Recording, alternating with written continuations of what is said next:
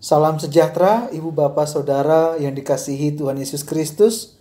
Puji Tuhan, kita boleh kembali berjumpa di dalam program Sapaan Malam Sebaot di hari Selasa tanggal 29 September 2020.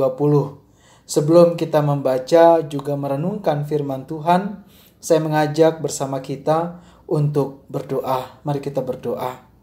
Terima kasih Tuhan, Engkau boleh memberikan kami kehidupan hingga saat ini.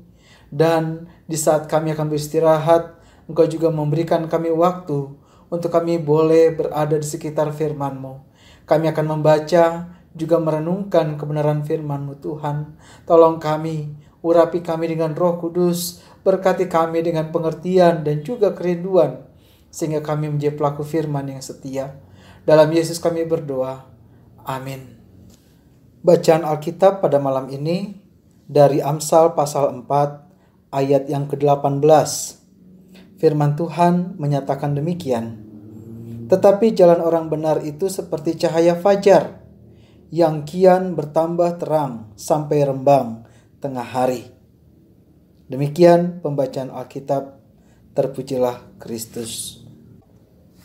Ibu bapak saudara dikasihi Tuhan, ketika saya masih melayani di daerah Pospalkas dan tidak jarang harus berkendara sepeda motor pada malam hari, dan jalan di sana tidak seperti jalan di daerah perkotaan. Jalan yang penuh lumpur, jalan yang penuh dengan bebatuan, jalan penuh lubang. Dan tidak jarang justru seringkali kita yang menuntun motor daripada kita yang naik motor. Artinya jalan tersebut sangat-sangat sulit untuk dilampaui atau dilalui dengan kondisi yang normal.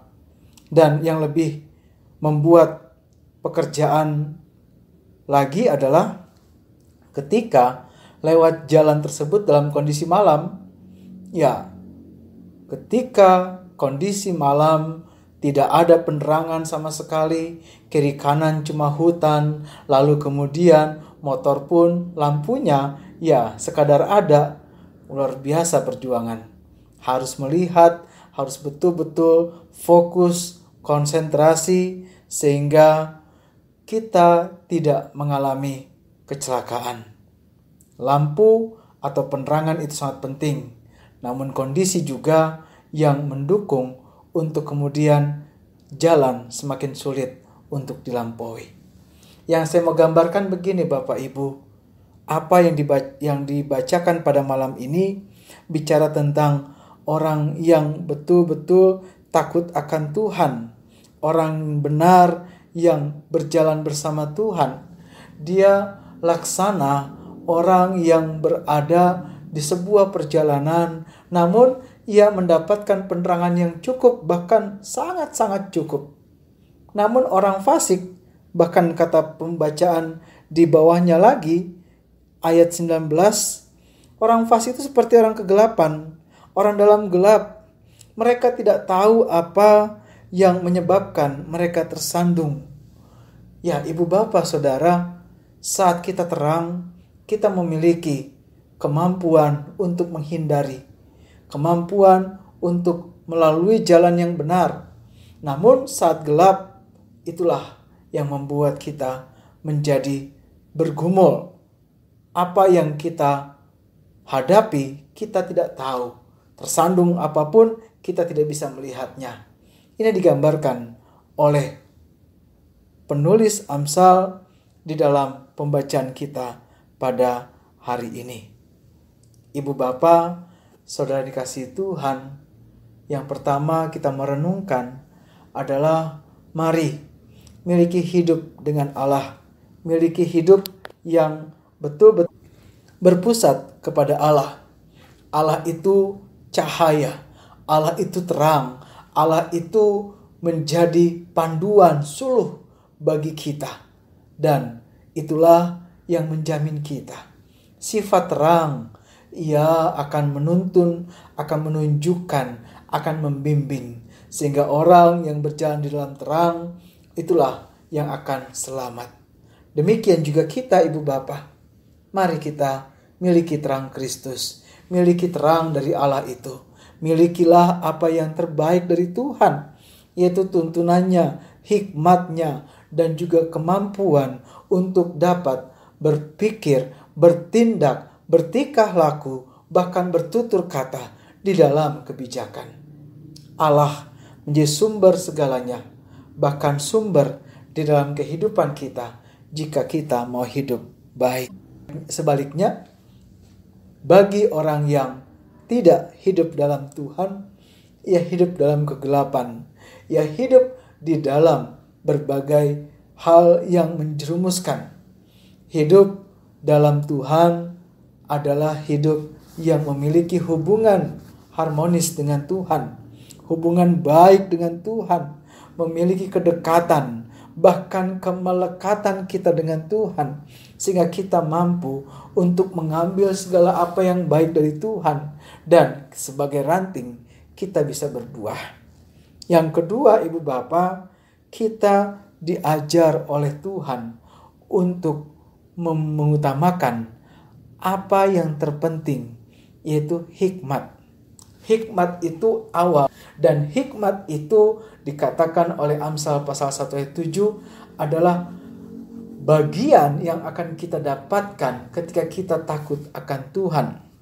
Hikmat itu memampukan kita untuk dapat berjalan dengan baik.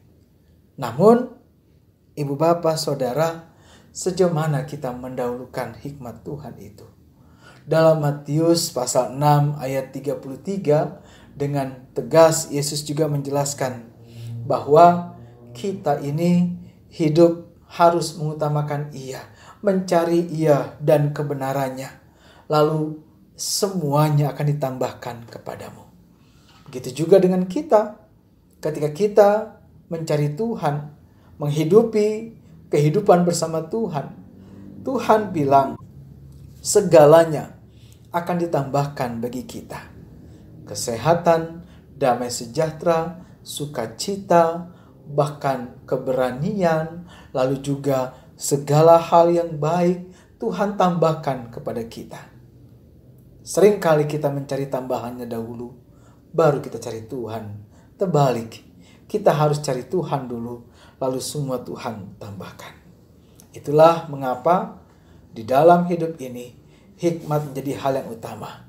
Karena dengan hikmat kita dapat melangkah dengan baik, dengan benar, dengan pasti bersama dengan Tuhan. Dan jadikanlah hikmat itu juga yang menjadi warisan terindah kita bagi anak cucu kita. Tuhan Yesus memberkati. Amin. Mari kita berdoa. Terima kasih Tuhan, karena malam ini kami boleh belajar dari kebenaran firman-Mu. Tuhan sertai kami, tolong kami supaya apa yang kami dengar boleh menjadi bagian yang menolong dan menopang kami.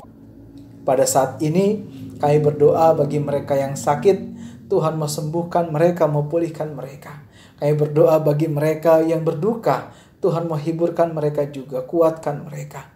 Kami juga berdoa Tuhan bagi setiap kami yang mengikuti program ini, Tuhan juga berkati di dalam langkah kehidupan kami.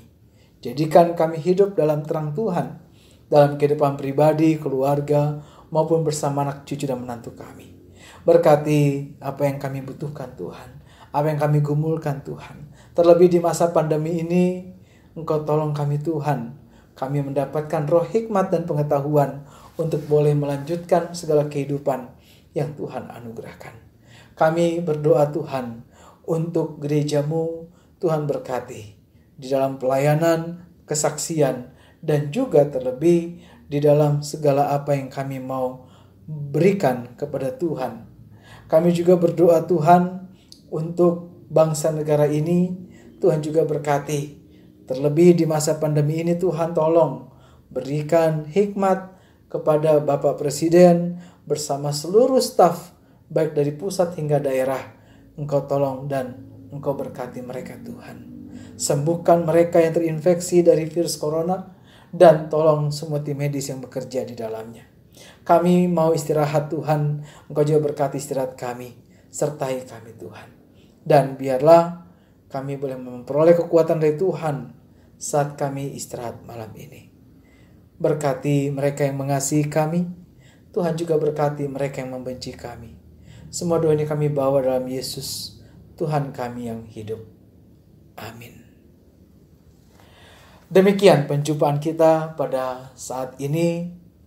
Kita tetap menjaga kesehatan, tetap mematuhi seluruh protokol kesehatan dimanapun kita ada.